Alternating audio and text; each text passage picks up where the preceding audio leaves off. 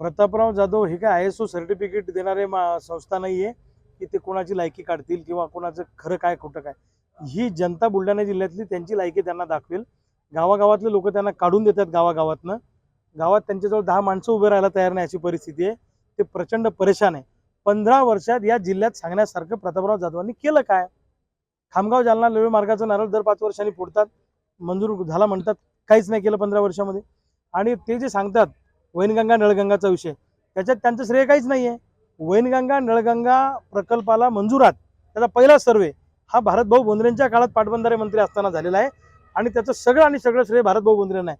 मी सुद्धा मधल्या काळामध्ये हे विदर्भातलं पाणी दुसरीकडे वळवण्याचा प्रयत्न जेव्हा होणार होता तेव्हा मी स्वतः देवेंद्र फडणवीसांना भेटून तो प्रयत्न हाणून पाडला. यांचं कसं आहे, म्हणजे काम दुसऱ्यांनी करायचं, श्रेय यांनी घ्यायचं, म्हणजे लेकरू दुसऱ्याचं नाव ठेवायला पुढे असतात अशी परिस्थिती आहे. सांगण्यासारखं प्रतापराव जाधवांनी काहीच केलं नाही. ते काय सांगतात, सिंचनाच्या सोयी केल्या, अमुक केलं. बुलढाणा जिल्हा शेतकरी आत्महत्याच्या बाबतीत भारतात नंबर 2 वर आहे. मग तुम्ही जर सत्ता तुमची आहे, 10-15 वर्ष झाले, तर सोयाबीनला भाव का नाही आणू शकले? का 4,000 सोयाबीन आम्हाला विकावं लागते?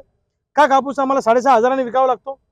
अरे तुम्ही सत्तेत आहे ना, मग तिथे छातीवर बसून सत्ताधाऱ्यांचे हे करायला पाहिजे होतं. या जिल्ह्यात शेगावचा विकास नाही, लोणारचा विकास नाही, सिंदखेड राजाचा विकास नाही, संत चोखामेळ्याचा विकास नाही, MIDC उभ्या केलेल्या नाहीयेत, इथं रोजगार नाहीये, सिंचनाच्या सोयी नाहीयेत, शेतकरी मरतोय, शेतमजूर म्हणतोय, शहरातला माणूस असुरक्षित आहे, महिला असुरक्षित आहे. यांनी फक्त सत्तेतून पैसा आणि पैशातून सत्ता मिळवायचं काम केलं. त्यांनी सांगितलं की शेतकऱ्यांनी सुटापुटात राहू नये का. मग जर शेतकऱ्यांनी सुटापुटात राहू नये का असं त्यांना वाटतं, तर रविकांत तुपकर 4 व्हीलरमध्ये फिरला तर यांच्या पोटात का दुखतं? मग का माझ्यावर टीका करता? माझ्या गाडीच्या नंबरपर्यंत येता, मी 4 व्हीलरमध्ये फिरतो त्याच्यावर टीका करता. तुमच्या घरी 25 गाड्या आहेत, त्याला VIP नंबर चालतात तुम्हाला, पण एक शेतकऱ्याचं लेकरू जर का 4 व्हीलरमध्ये फिरलं तर तुमच्या पोटात दुखतंय. जनतेचा जो पाठिंबा मला मिळतो आहे ना, त्याच्यामुळे प्रतापराव जाधवांच्या पोटामध्ये पोटसूळ उठलेला आहे.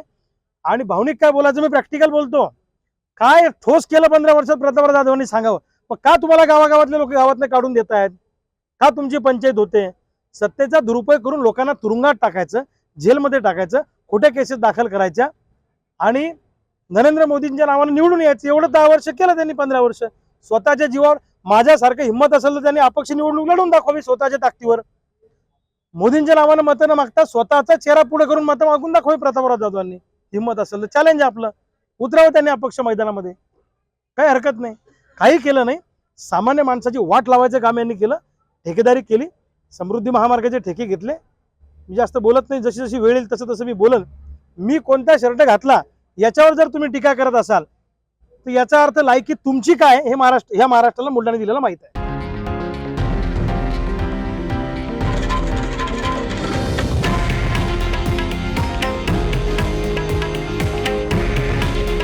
हे आहे देशातील नंबर 1 न्यूज नेटवर्क आणि आपण पाहत आहात TV9 मराठी. काळजी तुमची, हित महाराष्ट्राचं.